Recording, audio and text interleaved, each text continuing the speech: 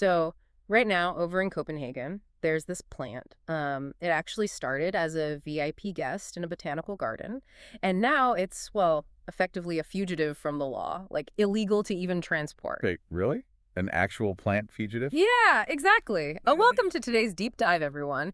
We are looking at this silent, leafy invasion that is probably happening right in your backyard. We are unpacking a pretty funny but definitely alarming conversation recorded between two gardening enthusiasts, Kesser and Steen. Right, and they are talking to a local garden center employee they affectionately call the man in the green shirt. That's the one. And our mission today is figuring out how these non-native plants are just wrecking local insect ecosystems and, what you can actually do to stop them. The contrast in their conversation is just striking to me. I mean, you have this massive ecological threat, but it's driven by, like, the most mundane, everyday human habits. Oh, for sure. Like, it usually starts with people just carelessly losing garden waste from their trailers on the way to the recycling center. Yeah, or just a bird eating some exotic berry in the park, right?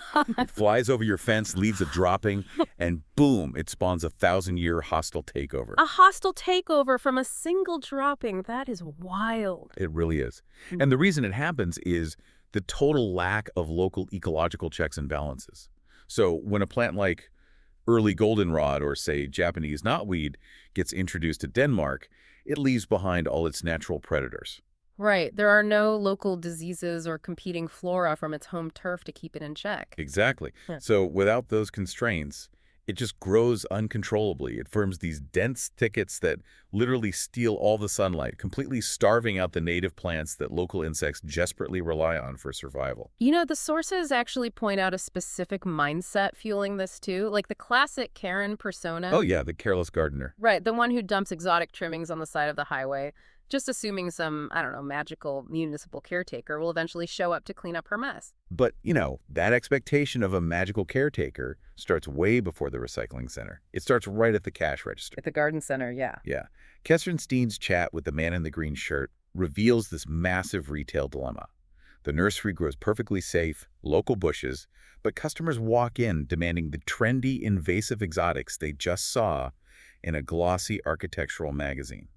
Okay, but let me push back on that a little bit. If these trendy exotics aren't actually on an official banned list at the time, can we really fault the garden centers? I mean, they're just running a business. That is a fair point. Right. Like, we can't expect a local cashier to police the ecological fate of everyone's backyard. No, we definitely can't. But we have this huge systemic problem with regulatory friction. Legislation just moves at a snail's pace compared to gardening trends. Oh, absolutely. By the time a plant is officially recognized as an invasive threat and put on a banned list, these garden centers have already sold tens of thousands of them. The retail sector cashes in on a trend, and the environment basically pays the tax decades later. So the garden centers are essentially acting as an unregulated vector until the law finally catches up. Pretty much. But once the law does catch up, man, the hammer comes down hard. How hard are we talking? Well, there are nearly 80 registered invasive species in Denmark alone. Under the current EU and national rules, for the worst offenders, you literally cannot import them, sell them, or even move the soil they grew in. Wow, not even the soil. Nope, unless it is heading directly to a certified destruction facility. That brings us back to that fugitive plant I mentioned earlier, the early goldenrod. So it's native to North America, right? Yeah, brought to Copenhagen's botanical garden in the 1800s. As a prized specimen. But by 1854, it escaped to the island of Lolland. It is literally like inviting a polite house guest over, and a few weeks later, they have taken over your mortgage. Yep, change the locks on you. Exactly. Changed the locks and started renting out your basement to all their invasive friends. It is crazy. But if you do find yourself playing host to one of these guests, your responsibility is absolute. You have to pull them out before they go to seed. And do not compost them right. Under no circumstances. They cannot go into a standard compost bin. They had to be burned or thermally destroyed.